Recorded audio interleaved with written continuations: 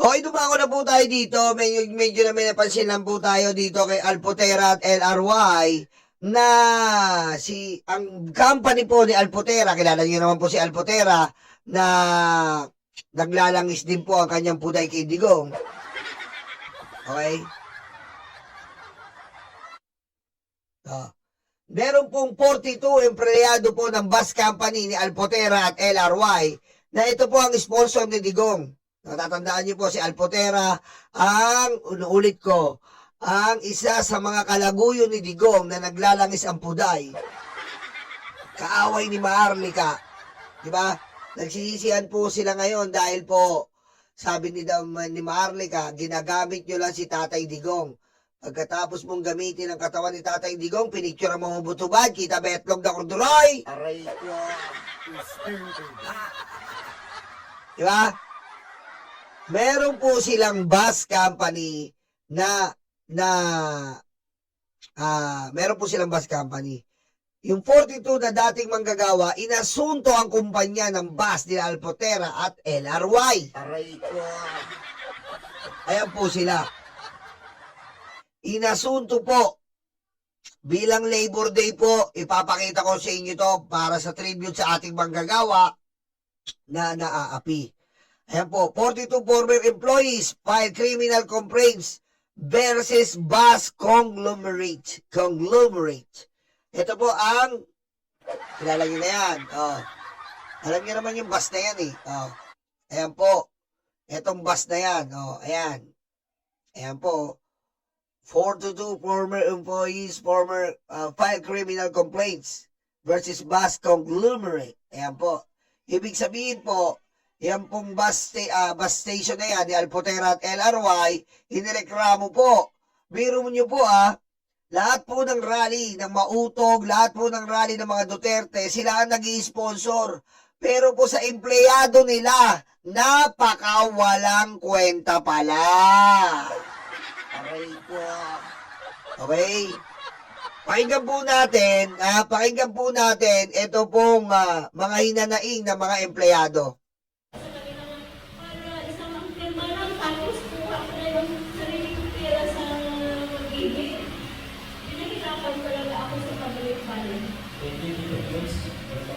Pero mo, pinahihirapan po si nanay ng nila Alpotera at LRY company.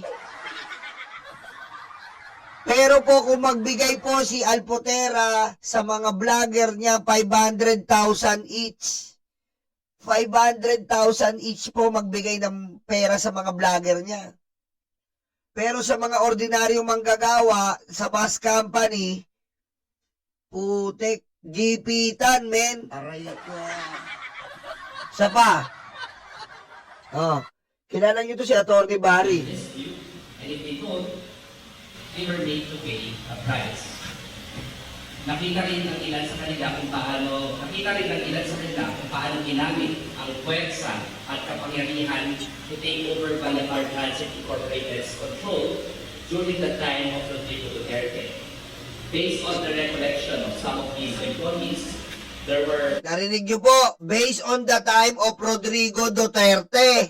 Ulitin ko, ganyan po yan kasi nga po, sinagip ni Digong tong away ang magkakapatid na to.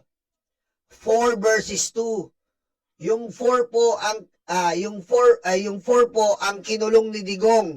Yung dalawa po ang kinampihan, yun nga po si LRY pati yung nanay. 'Di ba? Pinakulong niya yung 4. Tinanggalan niya. Binaso ni Digong. Ang premyo si Alpotera. Lalamutakin ni Digong araw-araw. Patayin mo si BBM. No joke.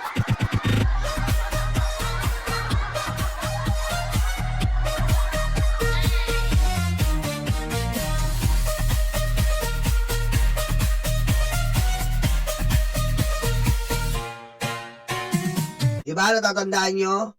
Yung nag-post si Anilet, wala kaming ina-allowed na nurse. Nag-post si Kitty. Kung sino man yang humimod ng betlog ng tatay ko, mananagot kayo. Yun si Alpotera. Diba? Nagsumbong si Maharlika kina Hanilet. Sabi niya, Mama Nilet, si Tatay Diggs, may picture po ng betlog. Aray ko. Yon, kasi si Alputera ang nasa ICC. Talagang nagpanggap siya na nagpanggap yata na nurse. Nagpanggap na nurse. Pinicture ng betlog, nilamas-lamas. Betlog, betlog, huwag kang tutulog-tulog. Aray ko. Aray ko. Diba? Ano sabi? Betlog, betlog, huwag kang tutulog-tulog, batutain mo ko.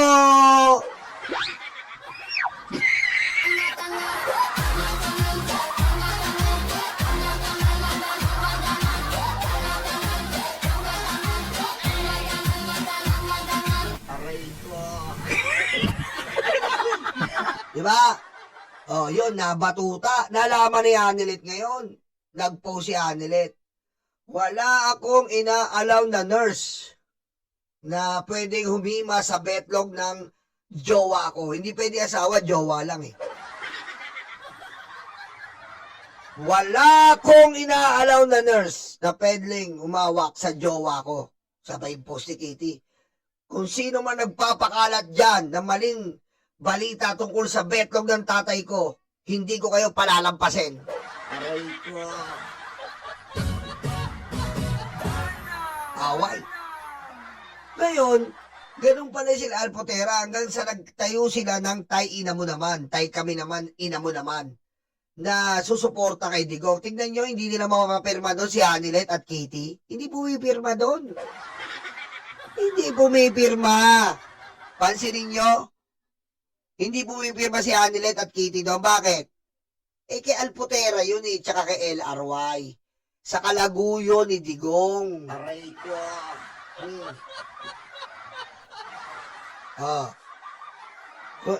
Siguro may marami nagtataka. Sino ba si Alputera? Ito pakita ko lang po sa inyo. Nakita nyo na to eh. Para naman kayong tanga dyan eh.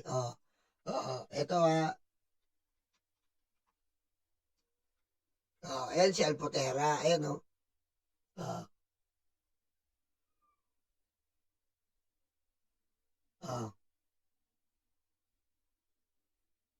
Yan po, ito po yung mga vlogger ni Alputera at si Alputera. Baka yung iba yung nagugulat ko sino eh. Ito po si Alputera. Kilala nyo to yung, yan. Kinis, di ba? Aray ko. Tiba si Digong dyan. Sinubasog ni Digong yan, boy. Yan ang sinubasog ni Digong. Ayan yung aid ni Digong nung presidente siya. Sinubasog ni Digong yan eh. Aray ko. Ang mga vlogger niya, ito. Ito yung mga vlogger niya. Yan yung mga vlogger niya. Yung vlogger niya. Si Bantot, Poltete. Ayan sinuportahan pa ni Robin yan. Tahikin na mo naman. Ayan Parang tanga. Poltete, mga vlogger niya. Nandito rin si Tio Moreno, kaso wala na kasi ayaw magpasupa. Bantot Bantot talaga nito. Kahit paliguan mo to ng 1,000,000 beses, putik ang bantot nito. Aray ko. Ito. Kilala niyan. Kukulangot! Kukulangot! Aray ko. Wala na po dito si Chupa Moreno kasi po hindi niya nasubo si Alvin and tourism kasi sabi niya supain kita. Ayaw. Yuko, ayaw magpasupa eh. Diba? Gusto nila bangko. Supain kita. Wag, bangko lang, bangko. Aray ko. Yan. Yan po yun. Baka nalilito kayo eh. Yan po yun. Yan po si Alputera. Yan po ang organizer ng Tanging Ina Mo Naman na dating aide siya ni Digong. At siya po ang namamahala sa mga bus station ng nirereklamo. Sana kung nagpo-post tayo ng ganyan, nag-i-sponsor tayo ng Tanging Ina Mo Naman, sana yung mga empleyado hindi naapektuhan.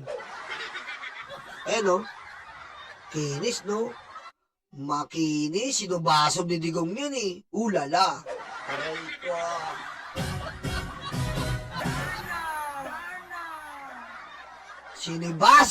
Sinubasib, basta, nilamutak.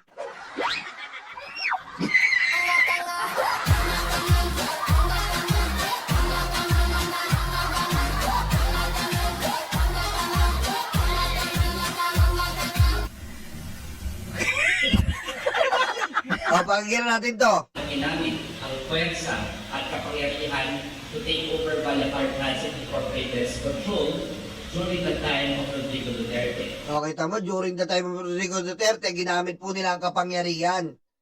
Winalang niya ang mga empleyado, sobrang walang niya talaga. Based on the recollection of some of these employees, there were armed men, including SWAT and police officers, who took over the main office without a warrant and forcibly kicked out members of what we call the Y4 or Yeltsin Family 4 from management, despite them supposedly being the majority shareholders in the corporation. These workers were not rebels, they were not criminals, they were employees. Many had served the company faithfully for decades. Manuel Skier had worked for 27 years in the Balacar. Yung mga empleyado po natin, huwag natin wawalangin, di ba? Kaso, nakikita ka, nag-i-sponsor ka sa iba, sa Taikami naman. Sponsor kayo.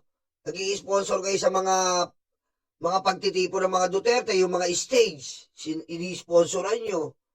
Yung mga nag-welga sa Supreme Court, pinagbabayadan nyo. Tapos sa empleyado, wala kayong ginagawa, ay pusang inan nyo. Aray ko. Before she was made to resign against her will and forced to take sides in the Tamil dispute. According to their sworn statements, which you will be able to access once filed, some were suddenly barred from reporting for work. Some were publicly labeled as bad. Others were later declared as a wall because hindi pa kayo makakaliwasan ng Balacar. Some were pressured into retirement or resignation. Some were made to sign separation papers under fear of losing benefits. A lot of them were being forced to carry. Bira po, pati yung iba, matatanggalan pa raw ng benepisyo. Ang tagal mo na, tapos, putik, wala ka palang inaasahan na benepisyo. Bilang empleyado po, bilang trabador ng matagal na kumpanya, syempre yung retirement benefits mo, yan ang inaabangan mo eh. Nagpakapagod ka, nagpakaalipin ka sa isang kumpanya. Siyempre, importante po, meron tayong benepisyo. Nasa batas po yan, retired benefits. You will given a retirement benefits if you are in the company for the last many years. Aray ko. Diba? Ganun po yun eh. Yun po ang pinaka-reward po bilang empleyado natin. Meron tayong back pay. Meron tayong retirement pay. Meron tayong separation pay. Di ba?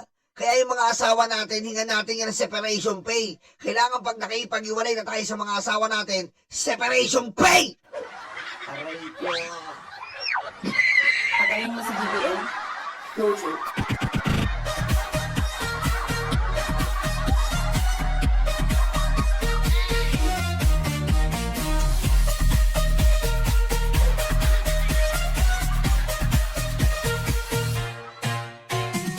Diba? Yung ayaw mo na, bayaran ka pa, mas okay yung masarap. Placards to declare support to one side of the family. May mga pinapirma ng separate papers gamit ng takot dahil sa nakita nila ang nangyari sa pag-takeover sa main office. May mga ibinalit lamang sa papel, ngunit sa aktual ay pinag-posisyon, pinagutang o inilipat sa dahil hindi angkop na trabaho. Biro mo biro mo, pag tinignan daw po yung papel, binabago pa yung posisyon para mababa yung makuha. Grabe pala to si Alpotera at LRY, napakalupit. Napakalupit. Diba? Ang lupit po, napakalupit.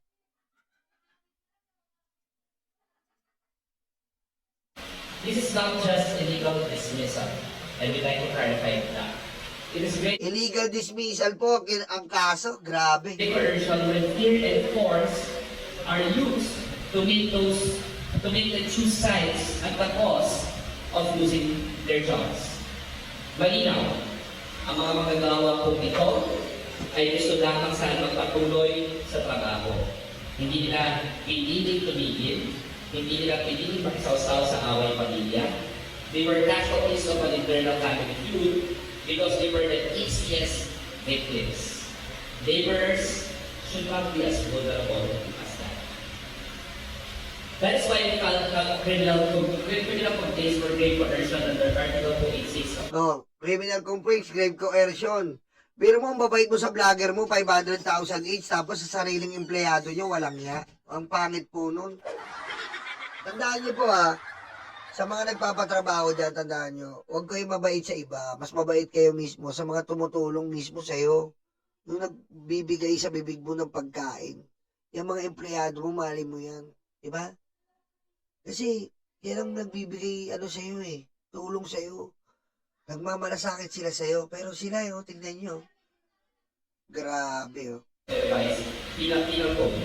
Under our law, grave coercion happens when a person is prevented from doing something lawful or is forced to do something against his will through threats, intimidation. Diba? Ganun po yun Kaya tayo, magmalasakit kayo, mag-like kayo. Napakasama Aray ko. Diba? Kung hindi po kayo magla-like, anong klaseng buhay magkakaroon kayo niyan? Diba? Anong buhay ang mayroong magiging kayo niyan? Isipin nyo, anong buhay magkakaroon kayo? Diba? Maaari mapadali yung buhay nyo dahil hindi kayo nagla-like. Kasi, may miss kayo ni Papa Jesus. Aray ko. Diba? Kaya magla-like tayo. Yan po ang access natin para po for the long lasting life. A long and lasting life. Aray ko.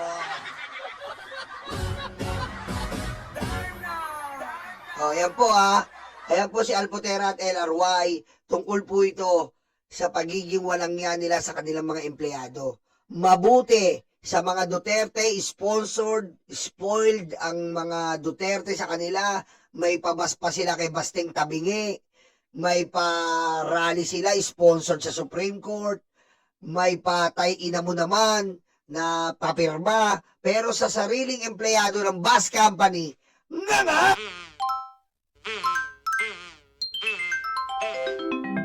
Kakulango.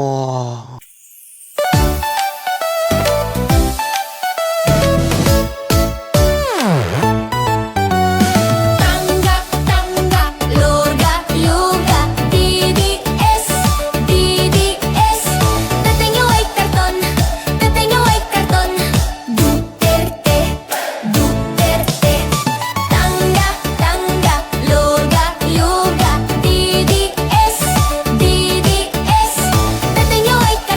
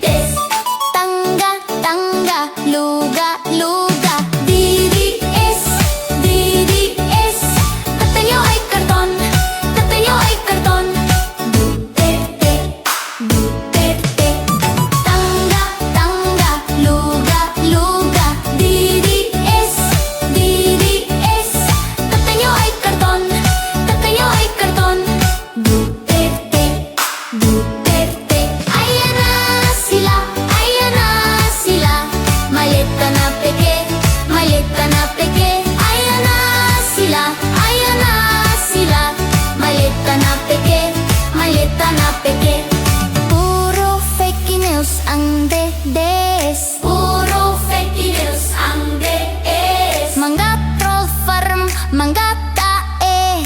DDS, DDS. Puro fake news ang